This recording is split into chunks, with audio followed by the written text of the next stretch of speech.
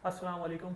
पाकिस्तान की इंतहाई pathetic performance against USA, और इसमें कोई सरप्राइज़ की बात इसलिए नहीं थी क्योंकि जिस तरह से पाकिस्तान पिछली सीरीज़ में, चाहे वो इंग्लैंड के अगेंस्ट हो या आयरलैंड के अगेंस्ट हो या उससे पहले जो न्यूजीलैंड की होम सीरीज़ खेली है, उसमें जो पाकिस्तान की परफॉर्मेंस थी उस बात से ये साफ वाज़ेह था कि पाकिस्तान ने T20 वर्ल्ड कप में भी कुछ खास परफॉर्म नहीं करना है। जिस तरह से आपने जिन प्लेयर्स को सेलेक्ट किया था और जितने वो आउट ऑफ फॉर्म प्लेयर्स थे, तो ऑब्वियसली ये बात बहुत बहुत अपेरेंट थी कि पाकिस्तान ने यही परफॉर्म करना था T20 वर्ल्ड कप में।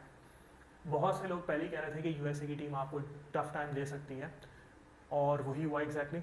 वैसे भी ये टीम जो है, अगर ये किसी तरह यूएसए को हरा भी देती सुपर ओवर में, तो वो भी आगे जाके ग्रुप स्टेज में फंस जाती। पहली इंडिया से ये प्रॉब्ली हार जाते हैं और ग्रुप स्टेज में जाके फिर बाहर हो जाते हैं, क्योंकि ओवरऑल क्रिकेट जो है पाकिस्तान की वो सफ़र कर रही है बहुत बुरे तरीके से।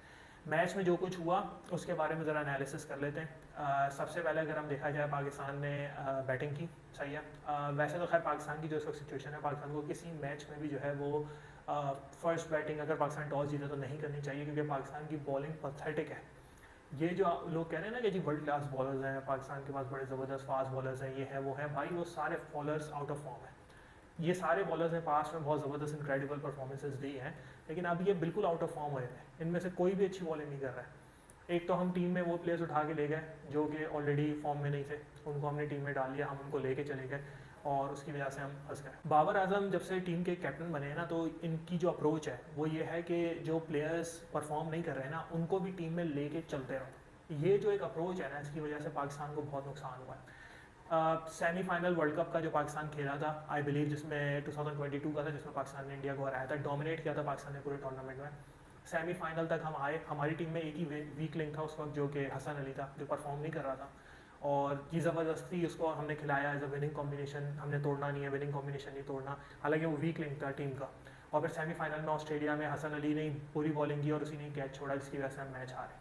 ये हमारी ज़िद यहाँ पे चलती रही। दो ज़बरदस्ती उन प्लेयर्स को खिलाते गए खिलाते गए खिलाते गए, जो परफॉर्म नहीं कर रहे हैं उनको चांसेस पे चांसेस देते जाओ देते जाओ। इवेंचुअली होता ही है कि एंड में आप आके वो प्लेयर्स बड़ी स्टेज पे भी परफॉर्म नहीं कर पाते। पाकिस्तान में हिस्ट्री में कभी ऐसा नहीं हुआ कि कोई प्लेयर्स को इतने चांसेस मिले हो जितने सैम अयूब को मिले हैं, जितने आजम खान को मिले। 21 मैचेस खेल लिए, 22 मैचेस खेल लिए, परफॉर्मेंस जीरो, और उनको खिलाए जाएंगे खिलाए जाएंगे। जो लड़के पीछे बैठे हुए हैं उनको चांस नहीं मिल रहा, वो पागल हैं। फिर उनको चाहिए कि वो फिर क्रिकेट के बारे में सोचे ही नहीं, अगर इन्हीं प्लेयर्स को इतने चांसेस देने हैं तो।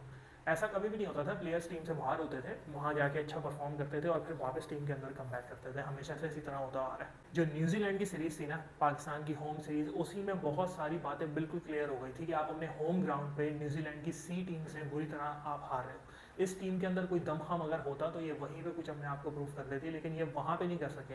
फिर आयरलैंड जैसी टीम के खिलाफ कुछ नहीं कर सके खास। तो ये बहुत सारी चीज़ें बिल्कुल अपेरेंट थी। ये ऐसे ही था कि आपको पता है कि आग लगी हुई है सामने, लेकिन फिर भी आप चल के उस आग के अंदर चले जाओ। तो ये वैसी टीम सिलेक्शन थी।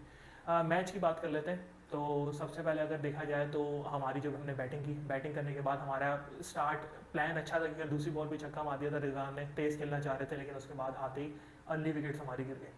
हुआ ये कि रिजवान आउट हो गए, और रिजवान मेन एंकर प्लेयर है जो इनिंग्स को चलाते हैं, वो आउट हो गए। उसके बाद वैसे ही प्रेशर आ जाता है। एक चीज़ मैं यहाँ पे खास तौर पे हाईलाइट करना चाहूँगा कि Babar Azam can not play under pressure. ये बात आप उठा के देख लें, जितनी भी हिस्ट्री रही है, बाबर आजम बड़े गेम्स के अंदर परफॉर्म नहीं कर पाते, और करते भी सिर्फ उस सिचुएशन में जब उनके ऊपर प्रेशर ना हो। अगर उन्होंने ओपन किया है वो और रिजवान ओपन कर रहे हैं, कोई विकेट नहीं गिरी हुई, दे प्ले गुड क्रिकेट। लेकिन अगर ऊपर से विकेट गिर जाए, बाबर के ऊपर प्रेशर आ जाता है, या तो वो विकेट दे के आ जाते हैं, या तो वो इतना स्लो हो जाता है कि टीम के लिए प्रॉब्लम क्रिएट कर देता है। वही आज हुआ। उसके बाद उस्मान खान आए, वो भी चले गए, घर में आजम खान भी आए बीच में, और फ़खर जो है, फ़खर आउट हो, फ़खर कभी खेलेंगे कभी नहीं खेलेंगे, वो हार्ड हिटिंग बैट्समैन है, उनका यही तरीक़ेकार है। आजम खान बिल्कुल आउट ऑफ फॉर्म है। वो जितना भी उन्होंने लीग क्रिकेट खेली है उसको इंटरनेशनल में बिल्कुल कन्वर्ट नहीं कर पाए, वो आउट हो गए। उसके बाद शादाब आए, उन्होंने थोड़ी बहुत इनिंग्स खेली, उसमें थोड़े बहुत स्कोर किए, मतलब कोई स्टेबिलिटी नहीं लगी। कोई भी टीम इतना स्लो नहीं हो जाती। अगर आपके ऊपर से बैट्समैन आउट हो गए हैं तो अब वो ज़माना नहीं रहा कि आप स्लो क्रिकेट खेलो। अब ये होता है कि आप फिर भी हर बॉल पर रन बनाने की कोशिश करते हैं। आप बॉल को उछाल नहीं रहे होते कि कहीं कैच आउट होने का या उसका डर हो, आप नीचे नीचे खेल रहे होते हो, बट आप मेक श्योर कर रहे होते हो कि ओवर में 7 या 8 रन हम कंसिस्टेंटली बनाते रहें, चाहे कितनी भी विकेट्स गिर जाए। लेकिन हमारे पास जो है ना, ये ना ही अप्रोच है और ना ही स्किल लेवल है। देखिए, सबसे बड़ी बात स्किल लेवल की है। पाकिस्तान के पास वो स्किल लेवल नहीं है, हमारे पास वो हार्ड हिटिंग प्लेयर्स नहीं है। इसमें कोई शक नहीं है। आप किसको कितना भी ऊपर नीचे कर लो, फलां को ऊपर भेज दो, फलां को नीचे भेज दो, इसका नंबर ये नहीं है, उसका नंबर ये, जितना आपने करना है कर लें, कोई फ़र्क नहीं पड़ेगा जब आपने ऐसी टीम भेज दी है जिनके वो स्किल ही नहीं है उस लेवल पे कि वो जाके इंटरनेशनल में कम्पीट कर सकें। तो आपके साथ यही होगा। और जिन प्लेयर्स के स्किल्स थे भी, वो कम्प्लीटली आउट ऑफ फॉर्म है। वो ऐसा लग रहा है कि जैसे उन्होंने कभी क्रिकेट खेली ही नहीं है। देखिए जो अप्रोच है ना पाकिस्तान की, हमने प्लेयर्स को कॉन्फिडेंस देना है, ये करना है, वो करना है, उस चक्कर में आप एक टीम बना देते हो और वो टीम जनाब चलती जाएगी, वो गेम्स खेलती रहेगी, चाहे वो परफॉर्म करें ना करें। ये इंतहाई वाहियात अप्रोच है। इससे बहुत बेहतर है कि आप दूसरे प्लेयर्स को चांस देते रहें, प्लेयर्स को मैचेस खिलाएं, 4-5 मैचेस दें, एक सीरीज़ दें। वो नहीं परफॉर्म कर पाते, बड़ी टीमों के खिलाफ चलें, आप उसको 2 सीरीज़ देते हैं, लेकिन छोटी टीम के खिलाफ सिर्फ एक ही सीरीज़ होनी चाहिए, क्योंकि वहाँ स्कोर करना ईजी होता है। आप वहाँ स्कोर नहीं कर पा रहे तो आपने कहीं भी नहीं करना फिर तो ओवरऑल बहुत बुरी प्लानिंग थी पाकिस्तान की। फिर जब बॉलिंग करने आए तो ये जो पेस अटैक की बातें हम करते हैं, ये पेस अटैक को ईजिली दे, मतलब वो उन्होंने तो ऐसे यूएसए ने खेला जैसे कुछ है ही नहीं। शाहीन कोई विकेट नहीं ले सके, आमिर वगैरह ने 1 विकेट ली और वो भी स्लो खेल रहे थे यूएसए। तो ईजिली उन्होंने टोटल 3 विकेट्स उनकी गिरी हुई थी, उससे ज़्यादा तो उनकी विकेट, अब आपने विकेट्स ही नहीं लिए, उन्होंने आपकी पूरी टीम आउट कर दी ऑलमोस्ट, आप उनकी 3 से ज़्यादा विकेट्स नहीं ले सके। और उसके बाद भी किसी तरह सुपर ओवर में गेम पहुँचा है। तो फिर आ जाता है कि पता नहीं क्या कौन सा नशा करके आए थे भाई, कि आपने इफ्तिखार को, जिस बंदे ने कोई ज़माना हो गया परफॉर्म किए हुए या उसने कुछ किया हो टीम के लिए, उस बंदे को एक तो आपने भेजा और भेजने के साथ आपने उसको फेस करने के लिए भेज दिया बजाय फ़खर को भेजने के। जाहिर सी बात है वो लेफ्ट हैंडर है और उसका जो बॉलर था उसका एंगल जिस तरह बन रहा था, उसके पैरों में ही बॉल आनी थी, तो फ़खर रहमान के हिट्स मारने के बहुत ज़्यादा चांसेस थे कंपेयर टू ये जिसको इन्होंने इफ्तिखार को भेजा है।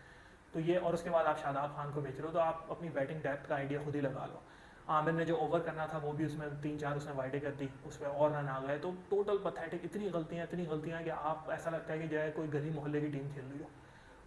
तो ओवरऑल बहुत बुरी परफॉर्मेंस है। इंडिया की अगर बात कर लें तो इंडिया से इस टीम के तो जीतने का कोई आसार नहीं लग रहा है। ठीक है, इंडिया से भी प्रोबेबली हारेंगे, हारने के बाद ये टूर्नामेंट से बाहर हो जाएंगे और ये टीम वैसे की वैसी वापस आ जाएगी।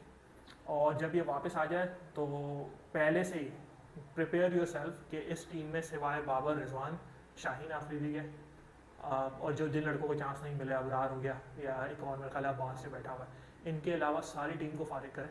ठीक है, और बिल्कुल न्यू टीम रीबिल्डिंग उनकी की जाए और उन प्लेयर को लेके आया जाए जो कि डोमेस्टिक में अच्छा परफॉर्म करते हैं। अच्छा परफॉर्म करने के बाद वो मेहनत करके स्कोर कर रहे हैं, बेशक वो टीम में आएंगे, स्ट्रगल करेंगे, लेकिन थोड़े अरसे के बाद वो कहीं ना कहीं उनकी सेटिंग इसलिए बन जाएगी क्योंकि वो मेरिट के प्लेयर हैं जिन्हें मेहनत करने की आदत है, और वो ऊपर आएंगे तो वो टीम में भी जगह बनाने की कोशिश करेंगे। ये टीम तो बिल्कुल फारिग है, इसका मुझे नहीं लगता कि इन्होंने कुछ भी करना है। कोई मुआवजा हो जाए, कोई एकदम से फॉर्म में आ जाए ये लोग, तो एक अलग बात है, वरना आज़म खान, इफ्तिखार, शादाब, ये उस्मान खान, साइम अयूब और बॉलर्स में भी सिवाय शाहीन आफरीदी के, ये सारों के सारों को बिल्कुल ही फारिग कर देना चाहिए। तो बस उम्मीद रखते हैं इंशाल्लाह कि पाकिस्तान कुछ इंडिया को हमें सरप्राइज़ कर दे, इंडिया को मैच हरा के और टूर्नामेंट में वापस आ जाए। नहीं तो बस हमारी फिर यहीं तक का सफ़र था टूर्नामेंट में। ठीक है जी, थैंक यू, अपना ख्याल रखें।